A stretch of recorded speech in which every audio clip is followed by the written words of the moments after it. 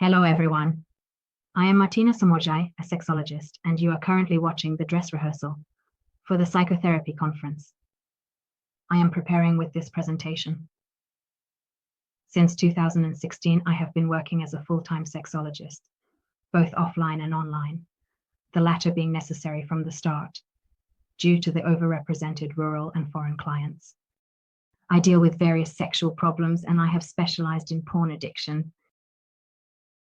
In 2018, I conducted qualitative research among individuals addicted to porn. Despite working with interview methods, I conducted these online as well, partly because I was sure that due to the sensitivity of the topic and the immense sense of shame, I wouldn't find people willing to speak in person, and thus it was easier to maintain anonymity online and answer my many fun questions.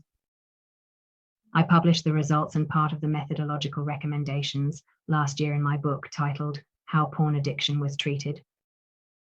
I plan to gradually transition to online education, presenting solutions to sexual problems, not just porn addiction, but anything else as well, through audio materials, video content, online lectures, or at least providing some form of guidance. In our current presentation, I summarize the advantages and disadvantages of offline and online sexological counseling and provide indications. First, I analyze two of my cases, then I synthesize. The first case, is online. Akos. Of course, this is a fictional name, but the case itself is not fictional. A 34-year-old married man in a relationship for 9 years seeks help due to erectile dysfunction, while he is also known to have a pornography addiction. There is always an underlying problem that they approach me with. In this case, it is partial impotence. During the detailing of the current condition, it becomes clear that he struggles with concentration issues during intercourse. To bring this to the surface, I conduct a thorough exploration with a barrage of questions. I keep asking about even the most minute sexual details until all necessary information is revealed. One cannot inquire about sexual life in a vague or superficial manner. For effectiveness, it's necessary to know almost everything: where the sexual act takes place, at what time, on which days, approximately how long it lasts, how it begins, continues, and ends, how much each person enjoys it, what Akos thinks about during it, what their arousal curve is like, and approximately what percentage the erection is. To learn even more about the existence of potency problems, I call upon cognitive behavioral therapy for assistance.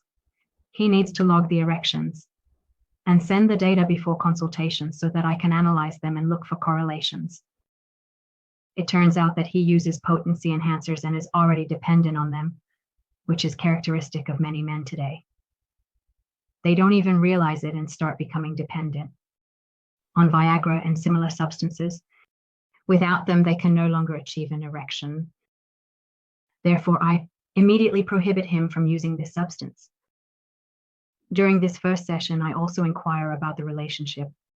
According to Akos, everything is fine between them. They want a baby, but it's not happening.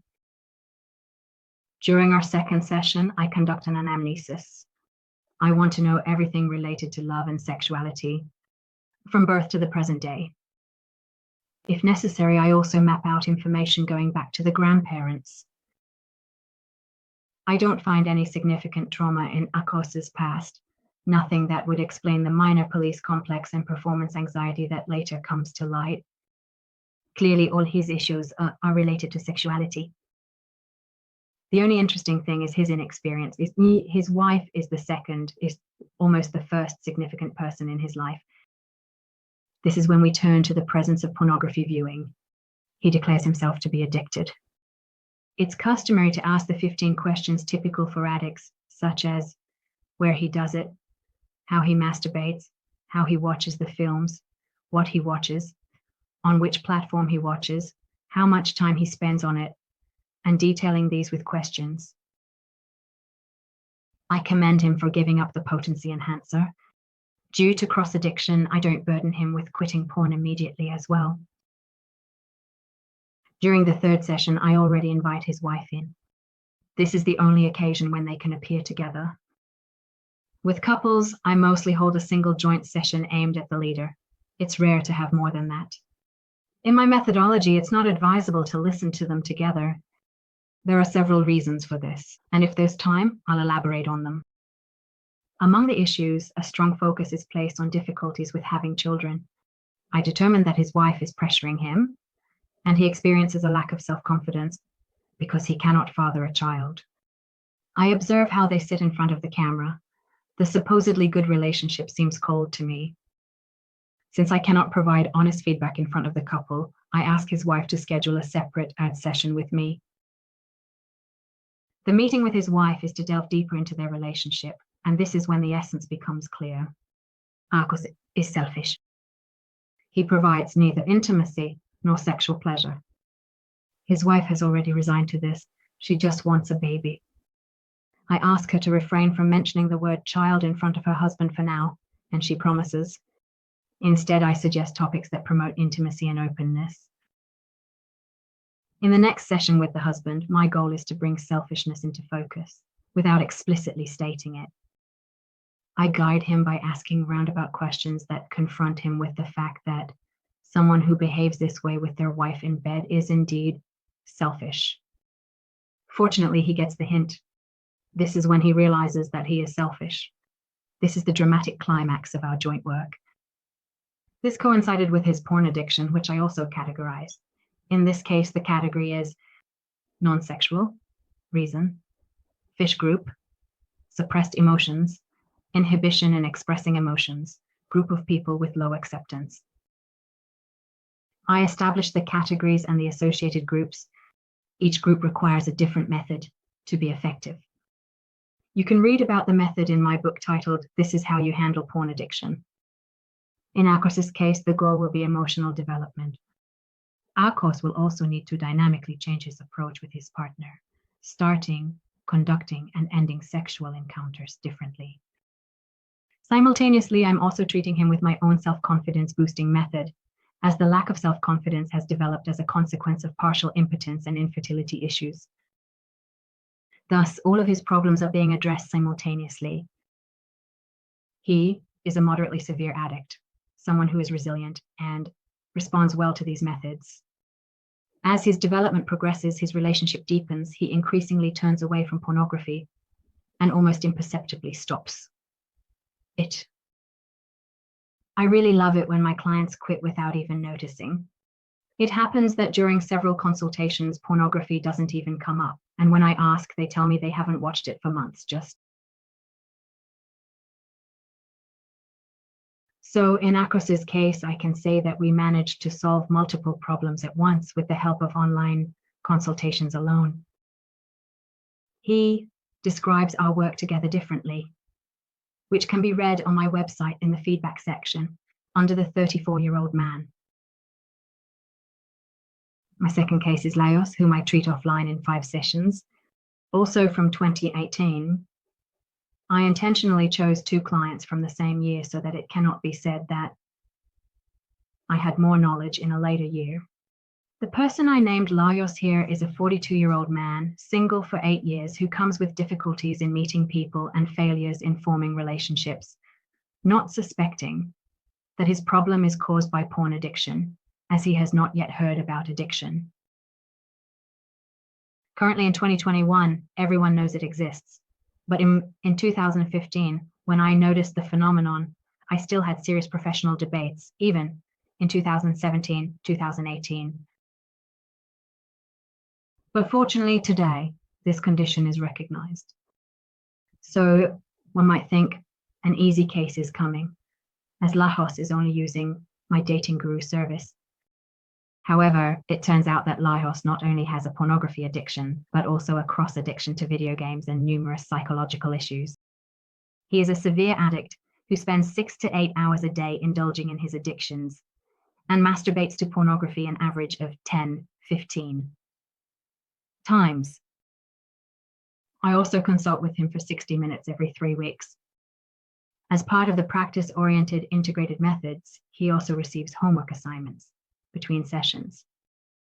He also has to keep a journal like Arcos, but for a different purpose, which is to observe his initiatives towards women and identify his related emotions. I apply addiction-free relaxation methods and life coaching. He also participates in confidence-building sessions. In his conflicts with women, I find a lack of insight as the root cause during analysis. He often doesn't understand women, which is why he is afraid of them.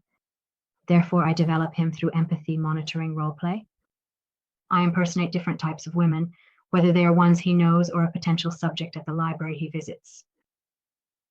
I also have him take on female roles. I believe these role plays are easier to conduct in person. Online, it might not have been as easy to interpret every gesture and expression, but I don't know what would have happened if it had been. Meanwhile, there is continuous sex education and enlightenment about how relationships work. He asks a lot of questions as if he were not an adult with 2 degrees and fluent in 2 languages, but rather a preteen from a sexual perspective. He started from a very low point, but achieved dazzling success, which is also due to the fact that he continuously took notes and adhered to everything. He completed all the homework assignments precisely. He also experienced erectile dysfunction, which almost every porn-addicted man encounters sooner or later, yet we didn't have to focus on this too much. After 8 years of being alone, he got a girlfriend again, quit both of his addictions, and even his aura changed.